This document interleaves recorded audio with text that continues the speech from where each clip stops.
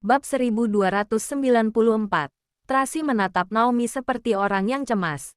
Hatinya agak ruwet. Orang yang jatuh cinta tidak akan bisa menyembunyikan perasaannya, entah bagaimana ia menutupinya. Sama seperti dia dan Daniel dulu. Tetapi sekarang, ia sudah berubah. Ia tak lagi mencari.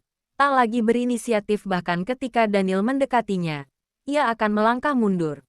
Meski di dalam hatinya masih ada Daniel, ia tetap harus menahan perasaan itu. Jangan sampai siapapun tahu. Nona Tracy, kita ke kota ya. Naomi mengamati Tracy sambil mendesaknya. Kamu pergilah. Aku temani tabib Hansen di sini. Akhirnya Tracy berkata, malam ini kamu bisa izin. Besok pagi saja baru pulang. Aku, Naomi panik seketika. Ia buru-buru mengubah ucapannya. Aku hanya ingin menemani Nona jalan-jalan keluar. Jika Anda tidak pergi, aku juga tidak pergi. Pergi ya pergi. Tracy memelototinya dan saat ingin bicara lagi, tiba-tiba ponselnya berdering. Ia mengeluarkan ponsel dan melihat nomor tak dikenal. Ia ragu sejenak, namun akhirnya menjawab telepon itu. Halo. Nona Tracy. Aku Friska Amberson. Saya ingin bertemu dengan Anda.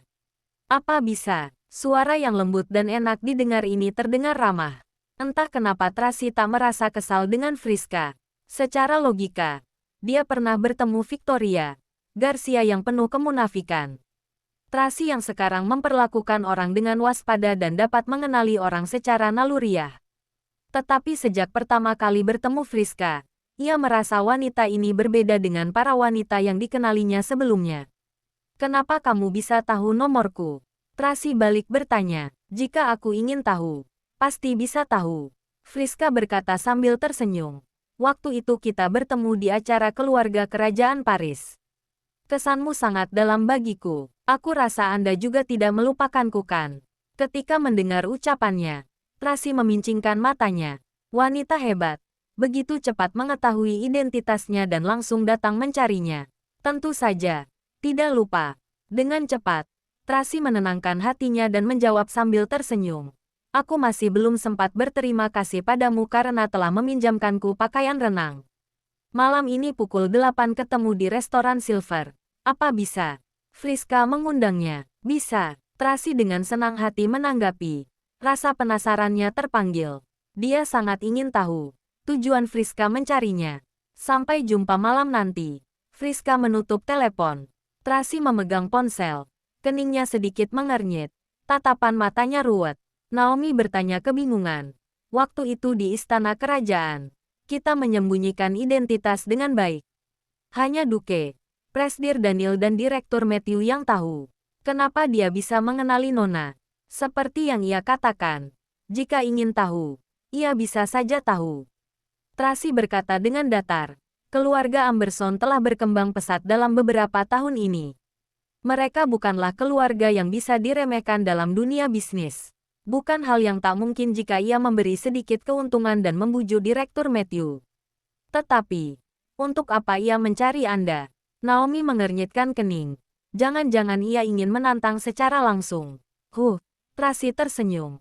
Menantang apa? Kita tak punya keuntungan untuk diberikan padanya. Bagaimana bisa tidak ada? Ia adalah saingan Anda. Naomi ceplas-ceplos. Setelah bicara ia merasa aneh. Bukankah Presdir Daniel janjian dengannya? Kenapa ia malah janjian dengan Anda? Ini berarti Daniel tidak bertemu dengannya. Tracy menuangkan teh ke gelas dan berkata dengan acuh tak acuh. Friska Amberson ini, jika ia menjadi sainganku, ia adalah wanita yang sangat sulit dihadapi dibandingkan siapapun. Kenapa? Naomi tidak melihat kehebatannya. Karena latar belakang keluarganya. Tidak hanya itu, Tracy melihat ke bawah. Tatapannya ruwet. Walaupun sekarang belum terlalu mengenalinya. Tapi aku merasa ia lebih bijaksana daripada wanita-wanita sebelumnya yang kukenal. Bab 1295. Anda sungguh mau pergi bertemu dengannya? Naomi bertanya dengan suara rendah. Perlu memanggil beberapa orang kemari. Jika ia bermain trik atau jika dia seperti itu, maka lebih mudah menghadapi. Tracy menyuguhkan senyuman. Kalau begitu, coba lihat bubur sudah matang belum? Tracy mengalihkan topik. Kupas lagi beberapa kentang. Tabib Hansen suka kentang asam pedas masakanku. Baiklah, Naomi pergi menuju dapur. Tracy menyalakan api arang dan melanjutkan minum teh. Amanda kembali dari membeli sayur. Ia juga membeli sekantong pir. Katanya tabib Hansen ingin minum sup pir. Tracy meminta Amanda memberikan pir kepadanya, lalu memasak sup pir dengan api arang. Tabib Hansen sangat mengantuk. Ia tertidur hingga pukul 6 sore baru bangun. Matahari sudah terbenam. Dixon sedang membuat api besar di halaman, merebus sup pir dan memanggang ubi jalar. Naomi mengangkat bubur tulang iga yang sudah matang. Tracy menumis beberapa sayur. Sekeluarga mengelilingi halaman dan makan dengan bahagia. Baru saja mengambil sumpit, Thomas dan pengawalnya tiba. Tracy memanggil mereka untuk makan, tapi mereka bilang sudah makan. Lalu memberikan kunci mobil kepada Naomi. Tuan Daniel menyuruhku memberikan kalian satu mobil. Apa masih perlu hal lain? Tidak ada lagi. Terima kasih. Naomi menuangkan teh untuk mereka. Thomas berterima kasih, lalu berdiri di samping dengan pengawalnya. Tracy, setelah makan pulanglah. Di rumahmu masih ada beberapa anak yang menunggumu. Tabib Hansen bersandar pada kursi dan berpesan. Besok ingat bahwa anak-anak menemuiku. Aku saja belum makan. Anda sudah mengusirku pergi. Tracy sengaja bermaksud sombong. Padahal masakan ini adalah masakanku kan. Anda sungguh tak punya hati nurani. Hahaha. Tabib Hansen tertawa terbahak-bahak. Bukankah karena aku takut kamu pulang kemalaman? Anak-anak akan mencarimu kan? Iya. Aku tahu. Tracy meletakkan sumpit dan mangkuk. Lalu mencuci tangan. Ia berpamitan kepada semua orang dan pergi bersama Naomi. Nona Tracy, hati-hati di jalan. Thomas mengantarkannya pergi, hingga mobil itu mulai menghilang dari tempatnya. Ia baru kembali ke dalam dan menyerahkan dokumen pengobatan dan pemeriksaan Daniel kepada tabib Hansen. Dixon lekas mengambil lampu untuk meneranginya, agar tabib Hansen mudah memeriksanya. Tetapi tabib Hansen benar-benar sudah tua. Tubuhnya sudah sangat lemah. Meskipun pencahayaan ditambah, tetap tak dapat melihat jelas tulisan itu. Thomas menjelaskan dari samping. Tabib Hansen memincingkan mata dan menganggukkan kepala Deng lemah. Coba ku teliti dulu.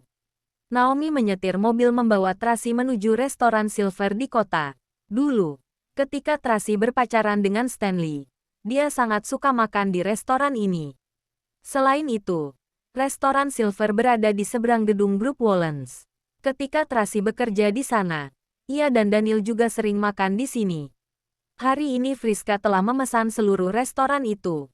Ketika Tracy masuk ke dalam, ia menyadari manajer dan para pelayan telah diganti dengan orang baru.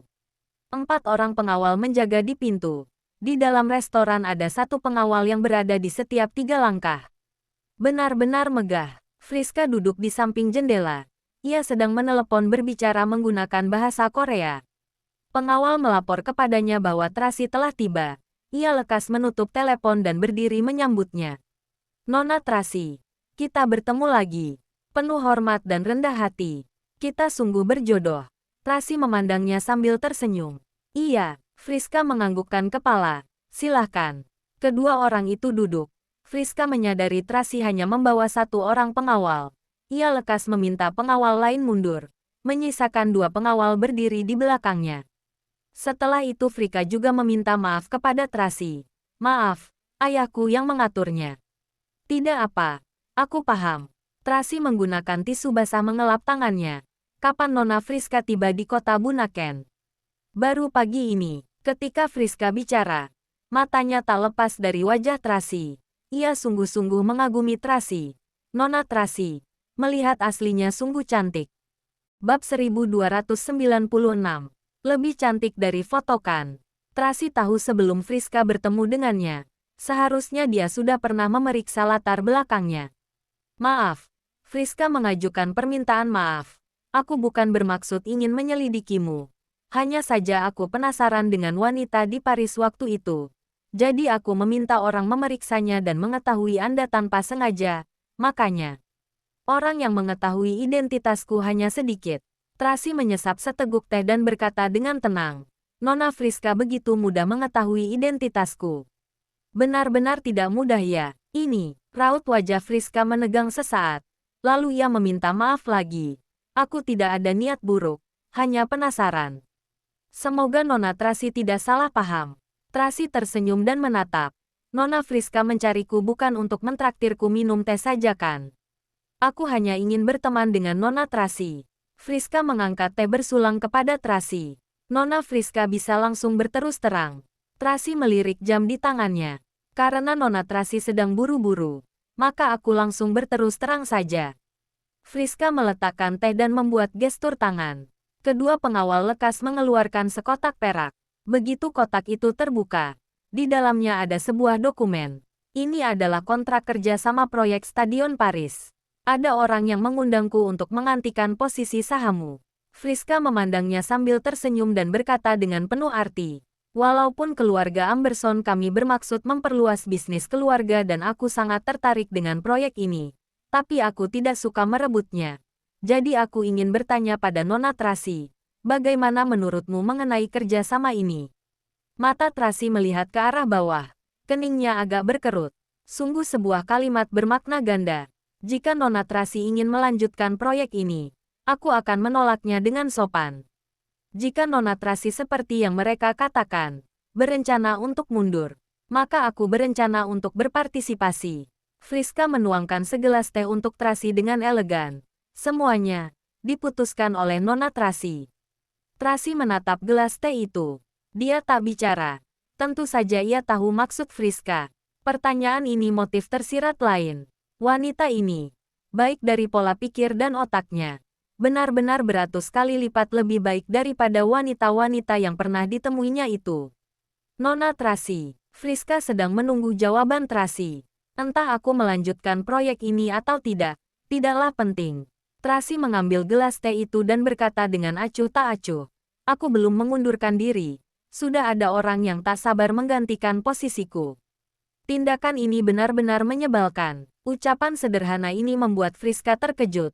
Ia memandang Tracy yang penuh dengan berbagai makna rumit. Tidak seharusnya Nona Friska datang bertanya padaku. Seharusnya tanya kepada orang bersangkutan. Tracy tersenyum. Selain itu, persaingan bisnis seperti perang. Semuanya berkompetisi dengan adil. Tidak ada salah dan benar. Kompetisi secara adil. Friska agak terkejut. Anda berpikir demikian. Aku suka hal-hal yang terlihat. Semuanya terpapar dengan jelas dan adil. Serta mengakui kekalahan. Tentu saja, jika ada yang ingin bermain trik di belakangku, aku tidak akan bersikap sungkan. Ucapan Tracy ini sangat terus terang. Nada bicaranya tampak sederhana. Tetapi sebenarnya ucapan itu mengisyaratkan ancaman yang tak bisa diremehkan. Baik, aku paham. Friska menganggukkan kepala tersenyum. Aku sangat mengagumi Nona Tracy. Aku dapat menjaminmu di sini. Aku Friska Amberson tidak akan memainkan trik di belakang. Karena aku memiliki kemampuan untuk berkompetisi. Ucapan ini tampak sangat sungkan. Sebenarnya juga terpancar ketangguhan tertentu. Bagus sekali. Tracy menaikkan satu alisnya. Semangat. Setelah bicara, ia meletakkan gelas teh. Terima kasih atas tehnya. Lain kali aku yang traktir. Mari aku antar. Friska juga lekas berdiri mengantarnya. Tidak perlu. Tracy melangkahkan kaki pergi. Sosok belakangnya tampak tenang dan elegan. Bab 1297. Grup Mor sudah jatuh. Keberadaan El tak jelas. Nona Tracy ini juga bukan orang besar. Pengawal di samping berkata dengan suara rendah. Aku tidak paham. Kenapa Anda begitu segan dan menghormatinya? Kalian ini terlalu dangkal. Friska melontarkan senyuman. Sejak awal aku berpikir kejatuhan grup Mor hanya sementara. Ketika El kembali, maka itu adalah momen terpuncaknya grup Mor. Jadi, kita tidak boleh kurang ajar pada keluarga Mor. Selain itu, Nona Tracy ini adalah mantan istri Presdir Daniel. Ia juga melahirkan 3 anak untuknya. Hanya melihat identitas ini saja, aku tetap harus memperlakukannya dengan sopan. Sekalipun ini adalah kompetisi, tetapi tetap berpikiran terbuka. Dengan begitu, tidak akan menyimpan dendam di masa depan. Saya paham. Pengawal lekas menganggukkan kepala. Memang Anda yang lebih berpikir panjang. Friska berjalan ke sisi jendela. Ketika melihat mobil Tracy, keningnya mau tak mau berkerut. Nona Tracy, itu adalah mobil Presdir Daniel. Pengawal di sampingnya mengingatkan. Tampaknya hubungan mereka masih dekat hingga sekarang. Raut wajah Friska menjadi tegang. Berkerutnya juga ruwet. Nona Tracy, kita langsung kembali ke kota Yuling. Naomi menyetir mobil. Iya, Tracy melihat gedung grup Wollens yang tinggi di seberang. Kenangan masa lalu muncul di benaknya. Mau tak mau dia merasa emosional. Lampu di lantai 68 masih hidup. Apakah ia masih di kantor? Ketika sedang berpikir, Naomi tiba-tiba berseru. Itu mobil Presdir Daniel. Mata Tracy melihat ke kaca spion. Ternyata Rolls-Royce Phantom Daniel sedang berjalan keluar dari parkiran mobil grup Wollens, lalu berhenti di bawah gedung restoran Silver. Sedangkan di saat bersamaan, Friska sudah membawa pengawal buru-buru menyambutnya. Daniel turun dari mobil dan ikut dengannya masuk ke dalam restoran. Dilihat dari belakang, hubungan mereka berdua tampak akrab. Nona Friska ini sengaja. Naomi mengerutkan kening dengan murka. Kemudikan mobil dengan baik. Nada bicara Tracy tenang. Tapi di dalam hatinya sedang bergejolak. Jika Friska memainkan trik di belakang, ia tidak akan sepeduli ini. Sebaliknya, Friska begitu terbuka dan berterus terang. Ini malah membuatnya merasa bahaya. Seperti yang dikatakan Friska, ia memiliki kartunya sendiri. Tidak perlu memainkan trik di belakang. Sedangkan wanita seperti inilah wanita yang disukai Daniel. Nona Tracy, ucapan Friska barusan bermakna gandakan. Naomi tak bisa menahan diri untuk bertanya. Ucapannya demi proyek stadion. Tapi sebenarnya ia sedang membicarakan Presdir Daniel kan? Kamu juga mengetahuinya. Tracy berpura-pura tak peduli. Memang kamu lebih cerdas. Jika Paula, ia tak akan tahu. Anda sungguh tidak peduli. Naomi mengernyitkan kening menatapnya. Sekarang sudah tidak ada orang yang melarang kalian bersama. Anda juga telah memutuskan pernikahan dengan Duke Louis, serta sudah punya 3 anak. Kenapa tidak memikirkan untuk kembali bersama? Aku lihat Presdir Daniel masih punya perasaan terhadap Nona. Kamu ini kenapa? Tracy menatapnya kesal. Jika kalimat ini diucapkan dari mulut Paula, aku masih dapat menerimanya. Tapi kamu yang paling memahamiku. Kenapa kamu mengucapkan omong kosong ini? Justru karena aku memahami Anda, makanya aku mencemaskan Anda. Naomi berkata dengan berani. Aku tahu Anda dan Presdir Daniel tidak pernah saling melepaskan. Ini adalah permainan takdir. Makanya kalian dapat terpisahkan. Dulu banyak masalah di antara kalian. Tetapi sekarang dendam telah selesai. Balas dendam juga sudah terbalaskan. Aku tidak paham kenapa kalian tidak mengesampingkan dendam lama dan kembali bersama. Apakah harga diri lebih penting? Bukan masalah harga diri, Tracy menjawab secara spontan. Tetapi di waktu bersamaan ia juga sedang berpikir. Sebenarnya masalah apa? Sebenarnya ia juga tak tahu. Dulu ada dendam. 2 keluarga bersaing. Tetapi sekarang seperti yang dikatakan Naomi. Dendam sudah terbalaskan. Keluarga juga tidak ada yang melarang mereka. Hubungan mereka sudah tidak ada halangan lagi. Tapi dia tetap tidak berani menoleh. Ia takut mengalami kesalahan yang sama. Ia tak ingin merasakan rasa sakit itu lagi. Bab 1298. Jika Friska sungguh bersama Presdir Daniel, apa Anda tidak akan sakit hati? Naomi bertanya dengan hati-hati. Aku lihat wanita ini tidak sesederhana itu. Iya. Dia memang lebih hebat dibandingkan 2 orang kakak beradik Hilton itu. Tracy berkata dengan acuh tak acuh. Selain itu, karakternya adalah karakter yang disukai Daniel. Jadi, Anda tidak cemas. Naomi panik. Jika mereka berdua sungguh bersama, kedepannya Carlos, Charles dan Carla akan memiliki ibu tiri. Siapa yang tahu dia sama dengan Victoria? Di depan tampak baik hati. Sebenarnya hatinya sangat busuk. Jika dia melukai 3 anak, bagaimana? Seharusnya tidak. Kali ini Tracy percaya dengan penilaiannya. Menurutku dia bukan orang seperti itu. Sebelumnya Victoria melakukan hal jahat. Kita juga tidak melihat sifat aslinya. Naomi berkata dengan pelan. Setelah melewati begitu banyak hal, seharusnya Daniel sudah paham. Tracy malah sangat terbuka. Sebenarnya dia tidak punya rasa terhadap Victoria, Tuan Besar Wollens yang memaksanya. Sekarang Tuan Besar tak lagi ikut campur. Ia dapat memilih sendiri. Jika dia sangat menyukai Friska, maka aku juga tidak bisa menghalangi. Meskipun hati Naomi tidak tenang, Tetapi dia tidak banyak bicara. Tracy melihat pemandangan jalan yang akrab di luar. Hatinya sangat ruwet. Setelah beberapa tahun dan melihat jalan ini lagi, ia tetap teringat hal yang ia lalui bersama Daniel dulu. Adegan-adegan itu muncul di pikirannya, tergambar dengan begitu jelas. Walaupun tak terlupakan, namun kenangan itu hanya bisa disimpan di dalam hati. Barusan itu mobil Nona Tracy. Ryan berbisik di telinga Daniel. Daniel tak merespon. Ia duduk di kursi dan menatap Friska. Selamat datang di kota Bunaken, ucapnya sambil menyunggingkan senyuman. Terima kasih, Presdir Daniel. Friska mengubah sifat sungkannya menjadi selembut air. Sepasang mata bunga persik indah berbinar-binar dengan menawan. Kamu menunggu di sini seharian. Daniel melirik meja yang tak jauh dari itu. Di atasnya adalah 2 gelas teh yang belum dibereskan. Ia menebak barusan Tracy kemari. Iya, tapi tidak juga. Friska tersenyum. Barusan aku menyambut seorang teman. Presdir Daniel juga kenal. Nona Tracy, pemegang saham terbesar kedua grup Mor. Kejujurannya membuat Daniel terkejut. Daniel memandang. Untuk apa kamu mencarinya? Tanyanya secara langsung. Proyek ini, Friska menunjukkan kepadanya dokumen itu. Tuan Besar Louis mencariku melalui Direktur Matthew. Ia ingin aku menggantikan Nona Tracy. Aku khawatir akan terjadi kesalahpahaman.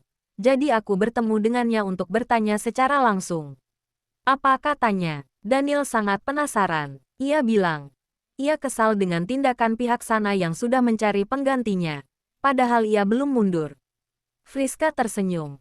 Dia juga bilang persaingan bisnis berjalan adil. Semuanya terbuka dan bersedia mengakui kekalahan. Jika memainkan trik, ia juga tak akan sungkan. Ini memang ucapannya. Tatapan Daniel dalam memandang Friska menjadi lebih ramah. Sikap waspada dan cueknya berkurang. Hehe, Nona Tracy adalah orang yang berterus terang. Aku sangat menyukainya. Friska tersenyum. Ketika Anda baru datang tadi, apa bertemu dengannya di bawah? Tidak, Daniel menggoyangkan gelas alkoholnya dengan ringan dan berpikir di dalam hati. Ketika Tracy pergi, apakah dia melihatnya? Jika melihatnya, ia seharusnya tahu dirinya bertemu Friska. Mana mungkin tidak ada reaksi. Minum bir di sini tidak seru. Friska melihat Daniel yang tidak fokus padanya. Ia lekas mengubah strategi. Presdir, bagaimana kalau kita ke sebuah tempat yang seru? Memangnya ada tempat seru yang tak ku ketahui di kota Bunaken? Daniel menaikkan alisnya. Anda pasti belum pernah pergi ke tempat ini. Friska memberi usulan dengan misterius. Selain itu, aku berani jamin, Anda pasti menyukainya. Kalau begitu aku harus ke sana. Daniel merentangkan tangannya. Jangan lupa like, comment, and subscribe ya. Terima kasih. Tunggu terus kelanjutannya.